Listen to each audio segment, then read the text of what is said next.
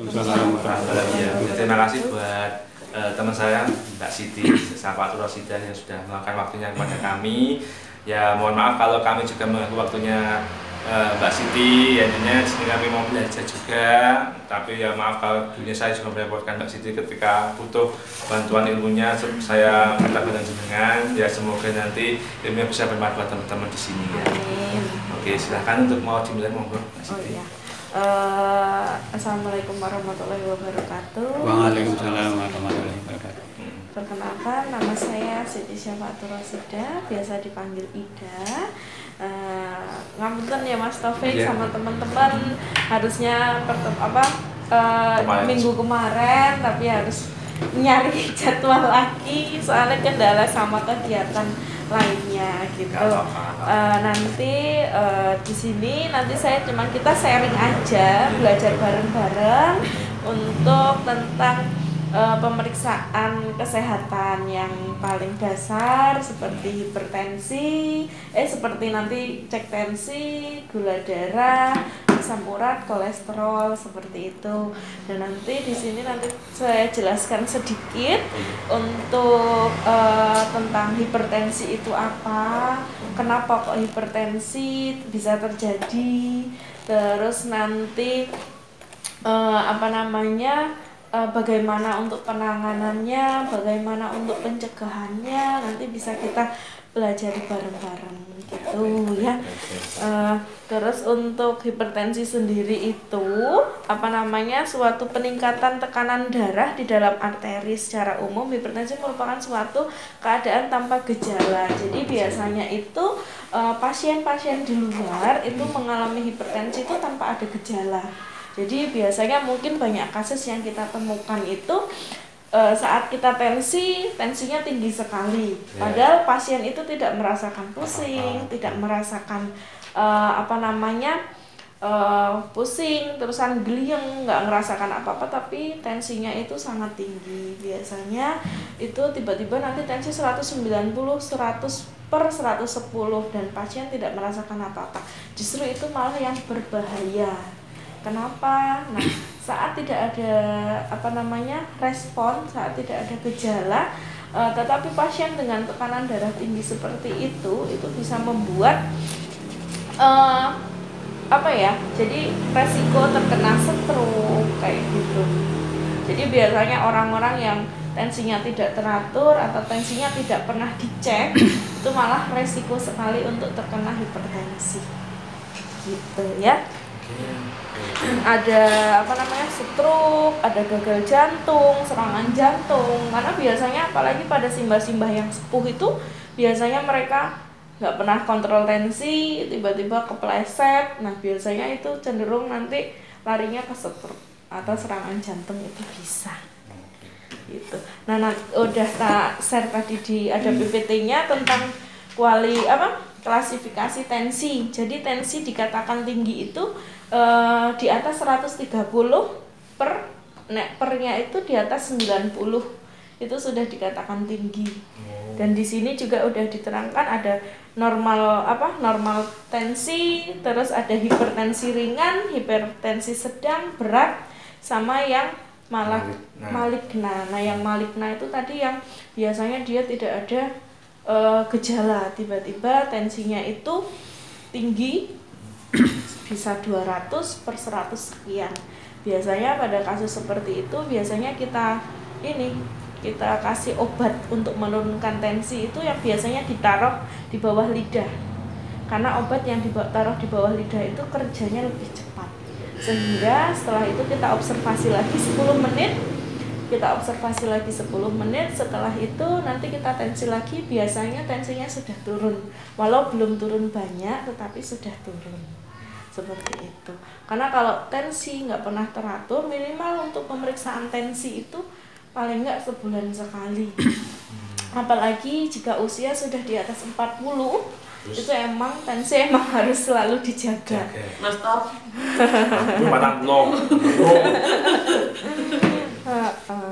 Terus nih, apa saja faktor resiko hipertensi? Itu bisa dari resiko usia, karena dengan bertambahnya usia biasanya tensi itu akan semakin bertambah seperti itu. Apalagi dengan gaya hidup yang sekarang emang gaya hidupnya, makanannya, olahraganya, stylenya itu kan bisa mempengaruhi kesehatan kita juga. Terus dengan memiliki keluarga yang dengan hipertensi juga biasanya itu akan menurun.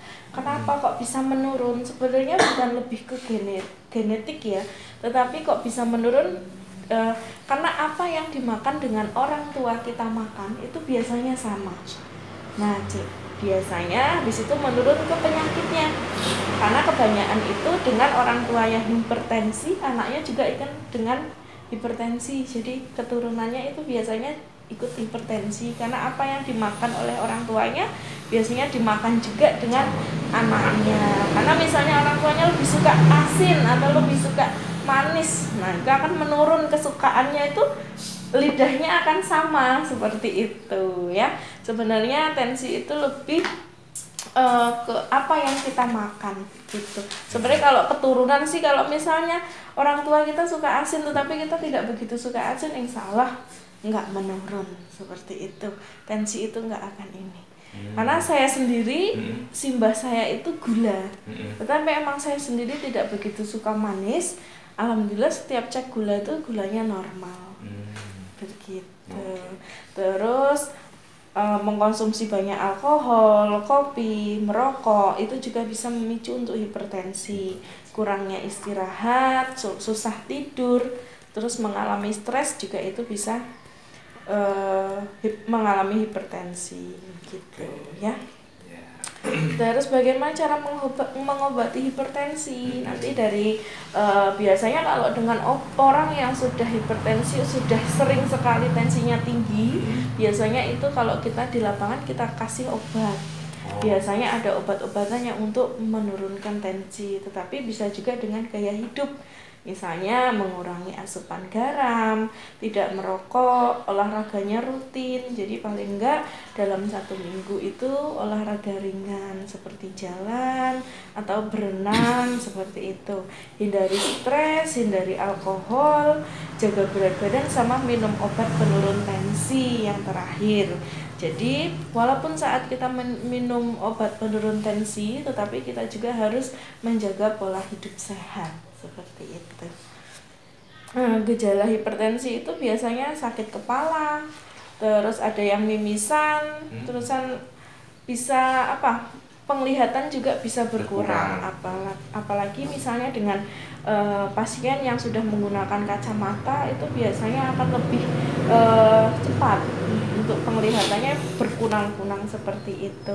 Terus sesek, terus bisa mual, bingung. Tapi kalau untuk sesek, mual, terus kebingungan, kecemasan itu dengan hipertensi yang sudah tinggi sekali gitu.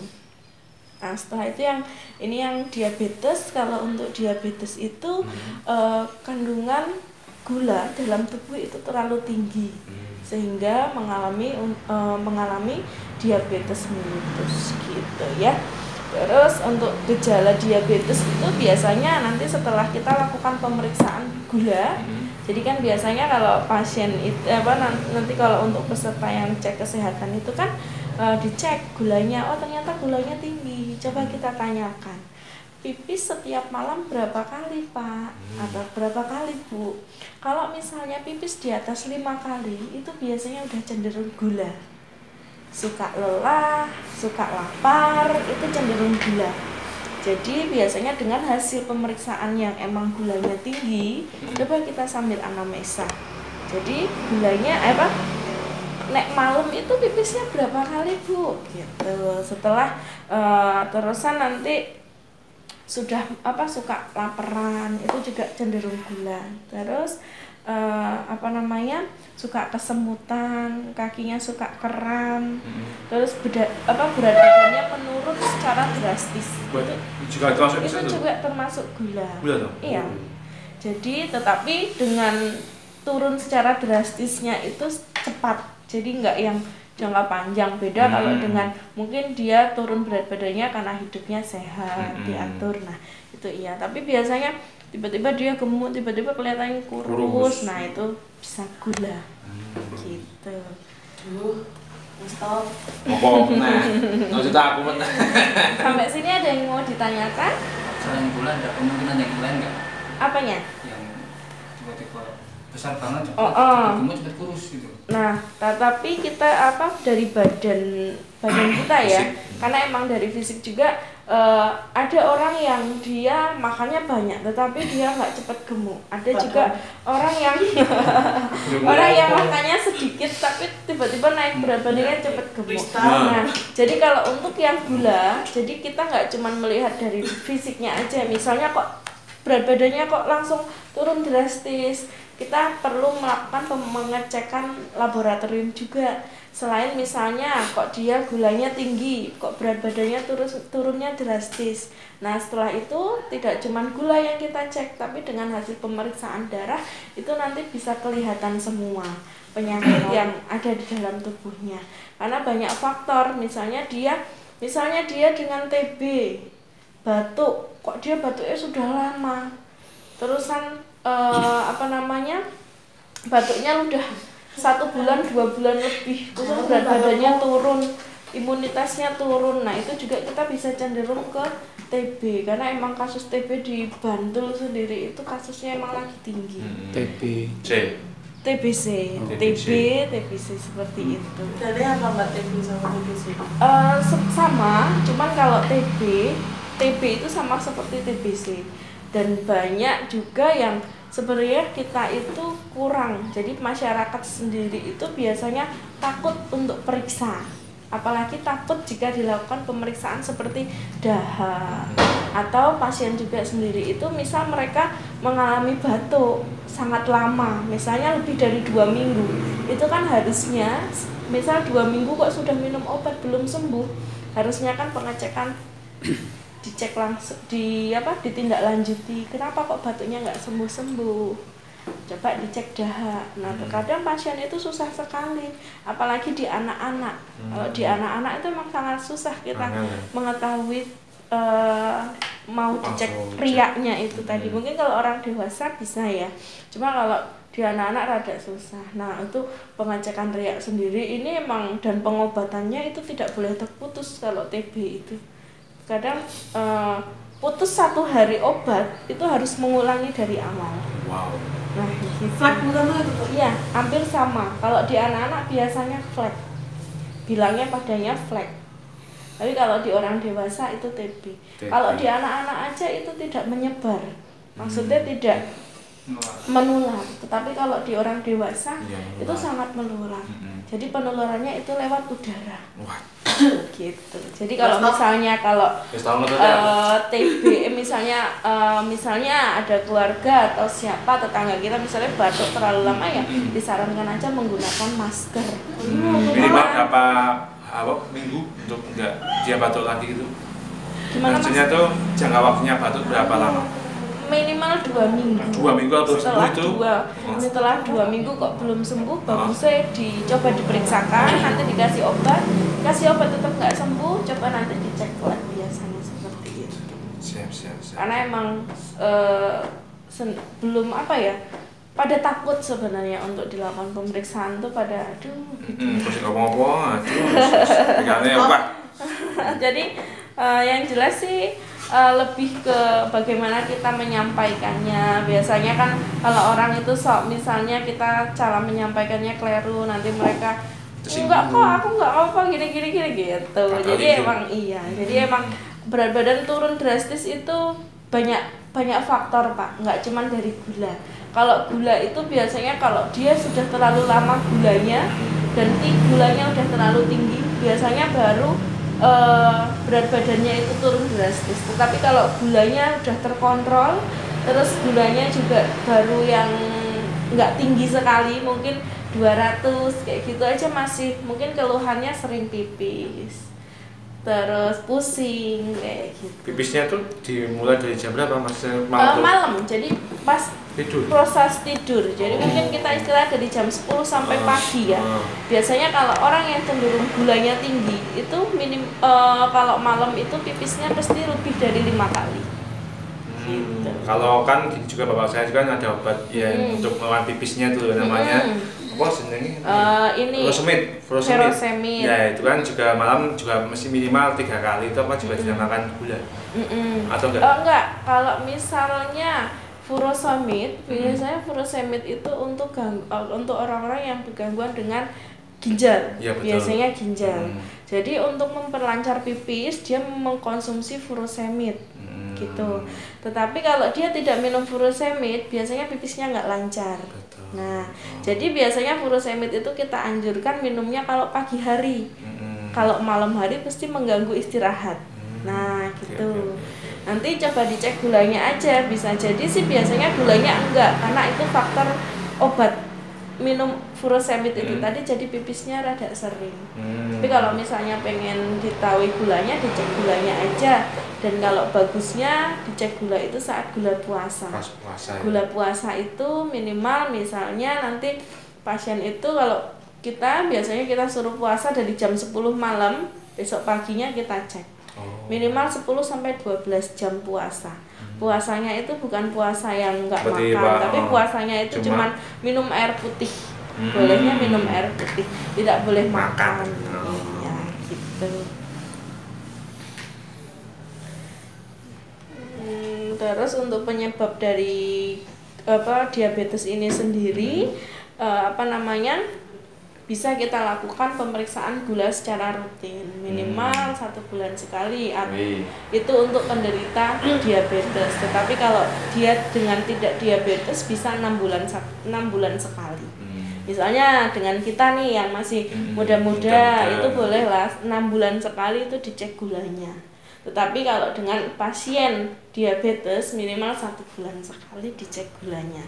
Tapi juga nggak ada salahnya kalau mau yang muda juga 1 bulan sekali nggak apa-apa. Boleh, tapi kan kita memikirkan dengan kalau misalnya dia punya fasilitas seperti BPJS, nah itu kan bisa ditanggung ya.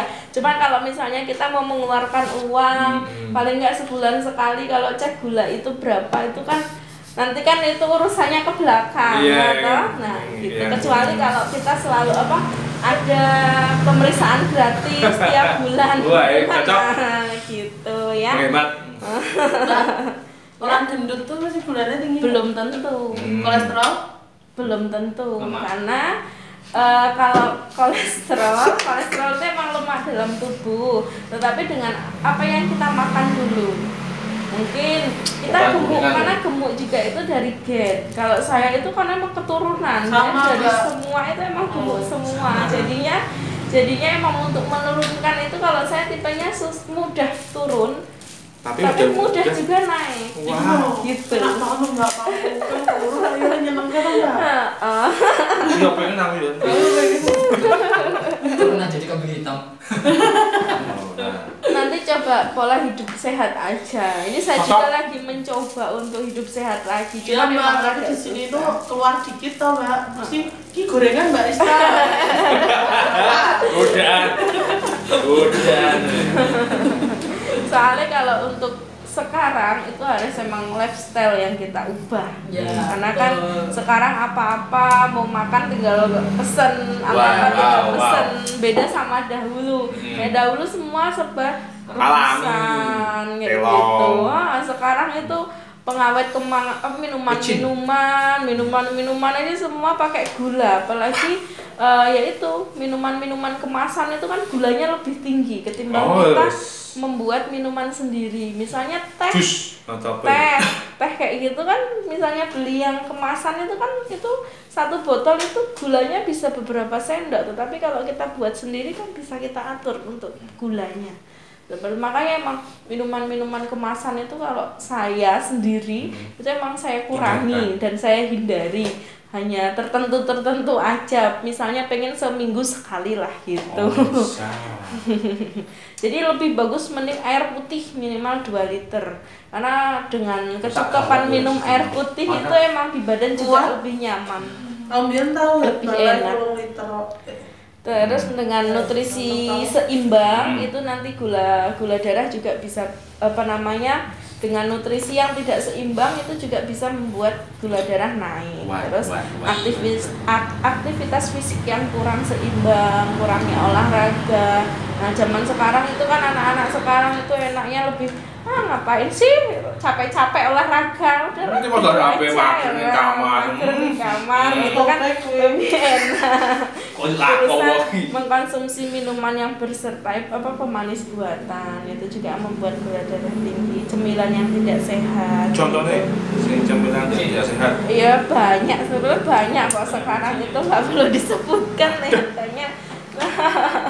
Karena emang yang sehat-sehat tuh sekarang emang rada susah nyari ya. Mahal juga.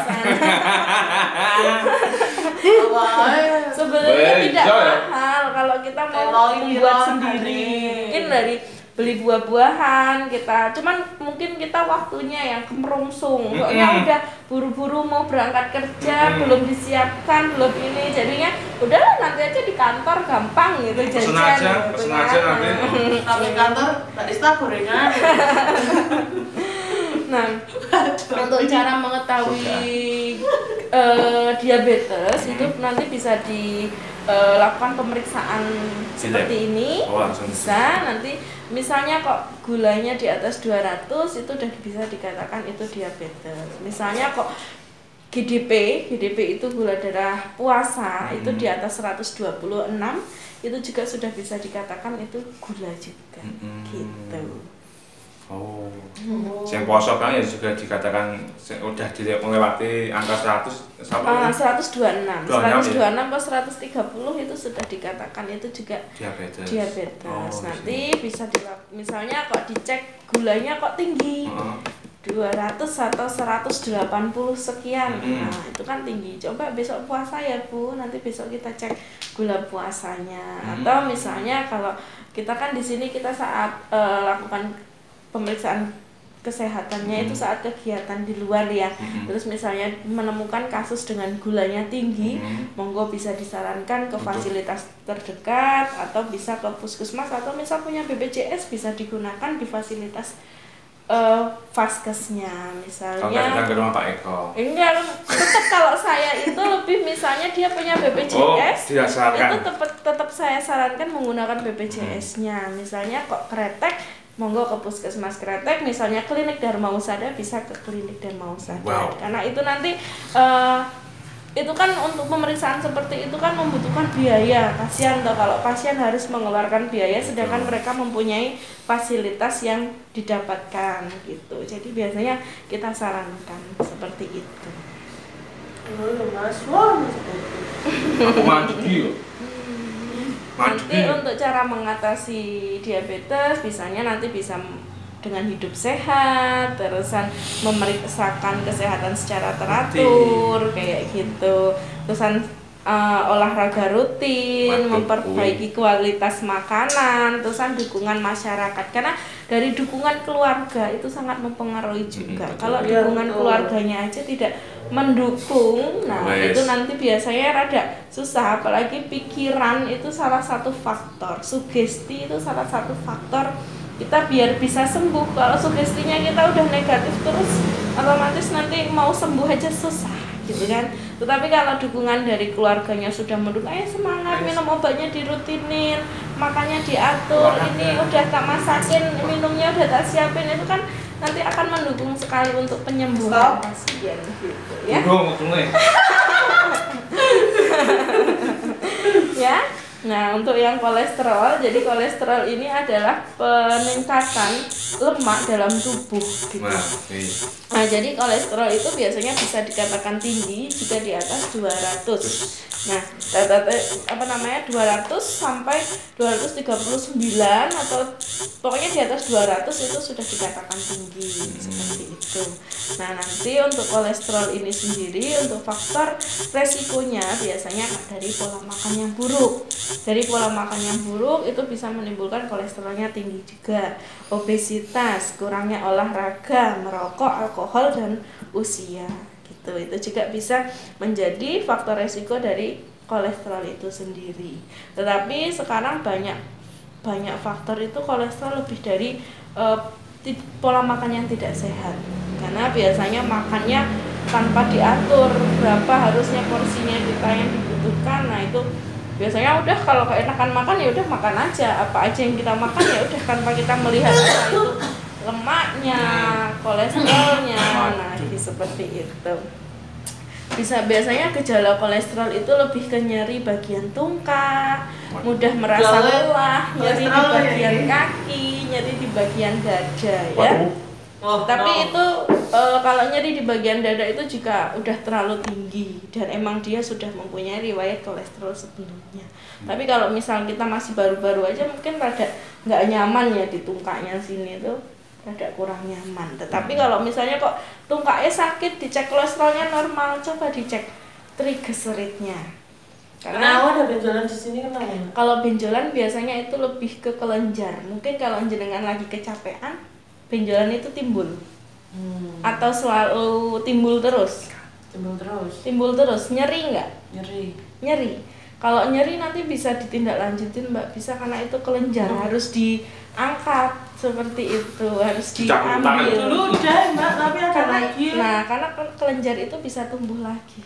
Nah, kalau misalnya emang mengganggu, nek saranku sih diangkat ya. Maksudnya dioperasi lah. Iya. tapi ya, masa capur. Operasinya operasi kecil ya. Coba Mbak, ngelilain. Gede. Besar. Ini agak membesar kemarin nggak sebesar ini? Oh iya. Diam di atasnya kan kita udah Ini. lihat. Iya, kalau emang mengganggu sih saranku sih diambil Cemeng aja. ya, Mbak? Iya, karena itu nanti kalau jenengan kecapean dia akan membesar. Itu kelenjar tiroid namanya. Terus kalau untuk asam urat itu merupakan kondisi yang dapat menyebabkan gejala nyeri yang tak tertahankan. Biasanya pada pasien-pasien dengan asam urat itu biasanya persendiannya nyeri sekali. Biasanya di area kaki. Seperti itu. Pembengkakan serta adanya rasa panas di area persendian. Biasanya sendi-sendi area kaki. Sini ya, kedir-kedir ini apa ya? Gimana? Kedir-kedir. Keder itu Kayak ada setrumnya itu loh, kayak Setrum. ada kencang gitu. Oh, karena emang dalam tubuhnya kita itu emang ada listriknya. Iya. Dalam tubuhnya kita emang ada listriknya. Pak kencang gitu ya. Lampu Pak. Kayak anak setrumnya, rasakan anak setrumnya. Coba di ini aja Pak, di terapi, di fisioterapi aja disinar. Bekam. Nah boleh juga dibekam juga itu boleh. Jadi disinar. Mungkin otot-ototnya kaku. Coba nanti olahraga ringan dulu. Terus nanti beban. Mungkin suka bawa berat-berat nggak Pak netasnya Pak? Enggak. Jadi nanti lebih ke ini aja Pak, terapi, fisioterapi aja, disinar. Mungkin itu otot-ototnya kaku. Kegiatan sehari-harinya Pak? Nek dulu suka masak gitu. Iya, nah biasanya emang karena ini kegiatannya terlalu sering diulang-ulang. Biasanya kita dengan suka kan sini terlalu sering dilakukan. Kalau masak itu kan pasti diangkat. Nah, saat otot-ototnya otot-ototnya belum lemes kayak gitu. Mungkin lebih ke olahraga ringan dulu aja. Sebenarnya olahraga yang bagus itu berenang. Karena saat berenang itu otot kita kelatih semua. Gitu. Berenang. Sambil monggo nggak apa boleh. Iya. Ya relax kita juga sharing ke pena. Terus faktor resiko penyakit asam urat itu bisa dari pola makan, berat badan berlebih, riwayat medisnya sebelumnya udah mempunyai asam uratnya tinggi, terus mengkonsumsi obat-obatan tertentu, riwayat keluarga, usia dan jenis kelamin, terus baru saja menjalani operasi. Biasanya itu bisa mengalami seperti asam uratnya tinggi seperti itu. Nyeri persendian, pembengkakan. Terus untuk penanganannya sendiri itu kalau asam urat lebih mungkin kalau misalnya nyeri sekali bisa nanti dikonsumsi obat asam urat. Biasanya kalau di lapangan itu allopurinol ya, biasanya banyak yang konsumsi allopurinol. Terus konsumsi makanan tinggi vitamin C, terus perbanyak minum air putih, hindari makanan tinggi purin. Purin itu seperti daging, ikan